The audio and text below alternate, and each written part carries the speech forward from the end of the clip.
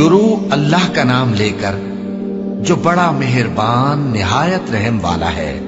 سچ مچ ہونے والی، وہ سچ مچ ہونے والی کیا ہے؟ اور تم کو کیا معلوم ہے کہ وہ سچ مچ ہونے والی کیا ہے؟ وہی کھڑکھڑانے والی جس کو سمود اور عاد دونوں نے جھٹلایا۔ سو سمود تو زبردست زلزلے سے ہلاک کر دیے گئے، رہے عاد تو ان کو نہایت زوردار آندھی سے تباہ کر دیا گیا۔ اللہ نے اس کو 7 رات اور 8 دن ان پر چلائے رکھا۔ تو اے مخاطب، تو ان لوگوں کو اس میں اس طرح گرے ہوئے دیکھتا جیسے کھجوروں کے کھوکھلے تنے، پھر کیا تو ان میں سے کسی کو بھی باقی دیکھتا ہے؟ اور فرعون اور جو لوگ اس سے پہلے تھے اور وہ جو الٹی ہوئی بستیوں والے تھے سب گناہ کے کام کرتے تھے، سو انہوں نے اپنے پروردگار کے پیغمبر کی نافرمانی کی تو اللہ نے بھی ان کو بڑا سخت پکڑا۔ جب پانی طغیانی پر آیا تو ہم نے تم لوگوں کو کشتی میں سوار کر لیا تاکہ اس کو تمہارے لیے یادگار بنائیں اور یاد رکھنے والے کان اسے یاد رکھیں۔ پھر جب سور میں ایک بار پھونک مار دی جائے گی اور زمین اور پہاڑ دونوں اٹھا لیے جائیں گے، پھر ایک بار ہی توڑ پھوڑ کر برابر کر دیے جائیں گے، تو اس روز ہو پڑنے والی یعنی قیامت ہو پڑے گی، اور آسمان پھٹ جائے گا تو وہ اس دن کمزور ہوگا، اور فرشتے اس کے کناروں پر ہوں گے، اور تمہارے پروردگار کے عرش کو اس روز 8 فرشتے اپنے اوپر اٹھائے ہوں گے۔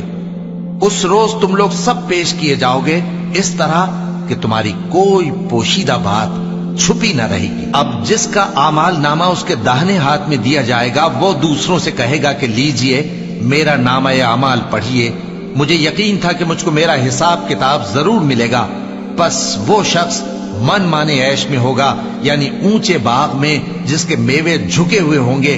ان سے کہا جائے گا کہ جو اعمال تم ایام گزشتہ میں آگے بھیج چکے ہو ان کے عوض مزے سے کھاؤ اور پیو۔ اور جس کا نامہ اعمال اس کے بائیں ہاتھ میں دیا جائے گا تو وہ کہے گا اے کاش مجھ کو میرا اعمال نامہ نہ دیا جاتا اور مجھے معلوم نہ ہوتا کہ میرا حساب کیا ہے۔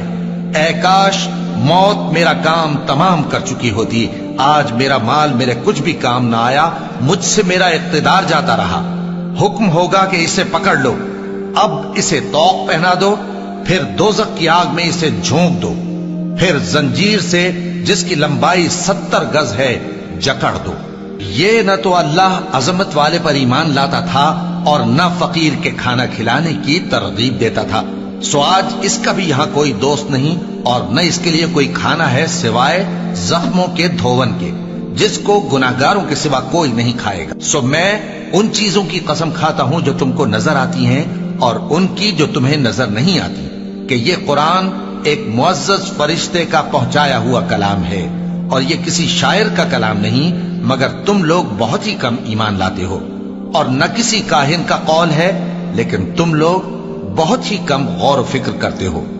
یہ رب العالمین کا اتارا ہوا ہے، اور اگر یہ پیغمبر ہماری نسبت کوئی بات جھوٹ بنا لاتے تو ہم ان کا داہنا ہاتھ پکڑ لیتے، پھر ان کی رگے گردن کاٹ ڈالتے، پھر تم میں سے کوئی ہمیں اس سے روکنے والا نہ ہوتا۔ اور یہ کتاب تو پرہیزگاروں کے لیے نصیحت ہے، اور ہم جانتے ہیں کہ تم میں سے بعض اس کو جھٹلانے والے ہیں، نیز یہ کافروں کے لیے موجب حسرت ہے، اور کچھ شک نہیں کہ یہ یقین کرنے کے لائق ہے۔